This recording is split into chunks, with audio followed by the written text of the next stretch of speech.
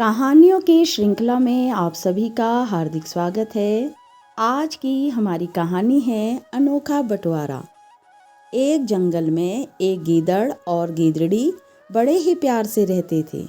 गीदड़ अपनी गीदड़ी को बहुत चाहता था। वह जो भी फरमाइश करती, गीदड़ उसे यथासंभव पूरा करता था। एक बार गीदड़ी ने गीदड़ से कहा, प्रिय, आज तो मेरा मछली खाने का मन हो रहा है।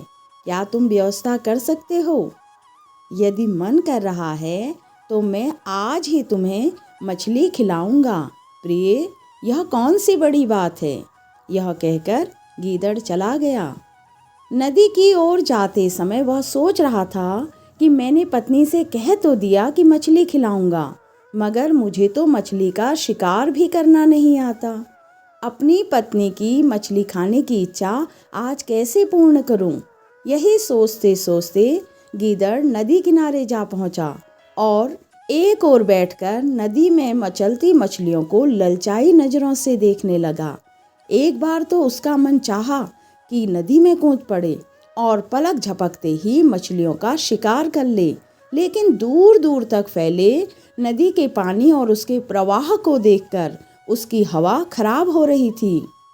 पानी में उतरने की बात सोचने से उसे इतना डर लगा कि वह नदी किनारे से काफ़ी दूर एक वृक्ष के नीचे आकर बैठ गया और कोई युक्ति सोचने लगा। ऐसी युक्ति कि मछली भी मिल जाए और जान को भी कोई खतरा न हो। तभी उसकी नज़र एक उदबिलाव पर पड़ी, जो अपने एक साथी के साथ एक बड़ी मछली का शिकार करके उसे किनारे पर ला रहा था। एक उदबिलाव ने दूसरे से कहा, यह तो बहुत भारी मछली है, हमारा तो कई दिन तक गुजारा हो जाएगा। हाँ भाई, ऐसी भारी मछली तो बड़े दिनों के बाद हाथ लगी है। उस मछली को देखकर गीदड़ के मुंह में पानी भर आया। वह सोचने लगा कि क्यों न मैं इनसे यह मछली हथिया लूं, लेकिन किस तरह? सीधी तरह से मांगने पर तो वे मछली देने से रहे। बात तो बन सकती है अगर थोड़ा चतुराई से काम लूं। तब तक उदबिलाव मछली को घसीटकर किसी तरह किनारे पर ले आए थे। तभी एक बोला, सुनो मित्र, यह मछली तो एक है और हम दो। अब इसका बंटवारा कैसे किया जाए? क्यों ना हम खुद ही बंटवारा कर लें? एक बोला। देख भाई, दूसरा बोला, यदि हम खुद ही बंटवारा करेंगे तो दोनों के दिल में यह खटक रहेगी कि दूसरे के पास ज़्यादा चली गई। इसलिए मेरी राय तो यह है कि हमें किसी तीसरे से इसका बंटवारा करवा लेना चाहिए। गीदड़ ने जब यह बात सुनी तो मन ही मन बहुत खुश हुआ और किसी बुजुर्ग की भांति आगे बढ़कर बोला, अरे भाई लोगों, क्या सोच रहे हो? सोच क्या रहे हैं भाई? एक उदबिलाव बोला, बात दरअसल यह है कि हमने इस मछली का शिकार किया है। यह मछली तो एक है और हम दो हैं। हम सोच रहे हैं कि इसका बंटवारा कैसे करें। बंटवारा तो कोई तीसरा ही कर सकता है भैया, दूसरा उदबिलाव बोला। ठीक कहते हो भैया। देखो, अगर तुम ठीक समझो तो मैं तुम दोनों के बीच इस मछली का बंटवारा कर दूं। अपना तो काम ही दूसरों के फैसले करवाना है। कहो तो तुम्हारा भी झगड़ा खत्म करवा दूं। मैं तो यूं भी दूसरों को मुश्किल में पड़ा देख नहीं पाता। गीदड़ अब अपने रंग में आने लगा था। ठीक है भैया, अगर इसे ऐतराज न हो तो मुझे तो कोई ऐतराज नहीं है। मुझे भी कोई ऐतराज नहीं है भैया।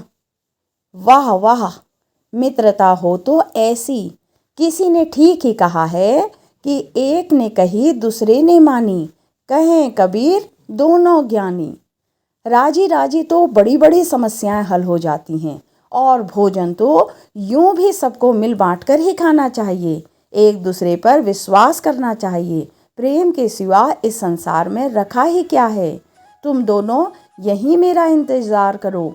मैं अभी मछली काटने का कोई औजार ढूंढ कर लाता हूँ ताकि हिसाब से बंटवारा किया जा सके। हाँ हाँ भैया, जाओ, हम यहीं बैठकर तुम्हारा इंतज़ार करते हैं। गीदड़ ने नदी की ओर जाते वक्त एक किसान को देखा था, जो अपने खेत के किनारे चारपाई पर लेटा फसल की रखवाली कर रहा था। उसके पास ही चारपाई पर एक लाठी और दराती रखी थी। भागता भागता गीदड़ वहीं पहुंचा। किसान सो रहा था। गीदड़ ने चुपके से उसकी दराती उठाई और वापस चल दिया। वाह, मिल गया औजार, अब बन जाएगा अपना भी काम, गीदड़ बोला। गीदड़ दराती लेकर उन उदबिलाओं के पास आ गया। आओ भाई, अब करता हूँ मछली का बंटवारा। अब तुम्हें कोई शिकायत नहीं रहेगी कि किसे कम हिस्सा मिला और किसे ज़्यादा। गीदड़ ने मछली के 3 टुकड़े किए। पहले सिर अलग किया, फिर पूंछ अलग की। लो भाई, तुम सिर ले लो। एक को सिर का हिस्सा देकर दूसरा पूंछ वाला हिस्सा उसने दूसरे की ओर बढ़ा दिया। लो भाई, तुम यह ले लो। दोनों ने अपना अपना हिस्सा अपने कब्जे में ले लिया। फिर तीसरे हिस्से की ओर देखने लगे। दोनों ही सोच रहे थे कि अब तीसरे हिस्से का बंटवारा कैसे होगा। वे सोच रहे थे कि गीदड़ उस बीच के तीसरे हिस्से के भी 2 बराबर टुकड़े करके दोनों में बांट देगा, लेकिन गीदड़ ने तीसरा हिस्सा अपने कब्जे में ले लिया। भैया, क्या इस तीसरे हिस्से का बंटवारा नहीं करोगे? इसका बंटवारा कैसे भैया? आंखें तरेर कर गीदड़ बोला। यह तो मेरी मजदूरी है। क्या मेरी मेहनत की मजदूरी नहीं दोगे? परिश्रम का फल तो सभी को मिलना चाहिए। आखिर मैं भी तुम्हारा साथी हूँ। यह कहते हुए गीदड़ ने बीच वाला टुकड़ा मुंह में दबाया और चलता बना। दोनों उदबिलाव टुकुर टुकुर उसे जाते देखते रहे और जब उन्हें सच्चाई का बोध हुआ तो दोनों ही अपना सिर पीटते रह गए। भैया, अगर हम आपस में ही बंटवारा कर लेते तो अच्छा था। बीच का हिस्सा तो वो ले गया और यह पूंछ और सिर हमें दे गया। किसी ने ठीक ही कहा है भैया कि आपसी फूट का लाभ कोई तीसरा ही उठाता है। चलो, आज अक्ल आ गई कि थोड़ा कम ज़्यादा खा लेंगे, मगर किसी तीसरे को अपने बीच में नहीं आने देंगे। कहानी सुनने के लिए धन्यवाद।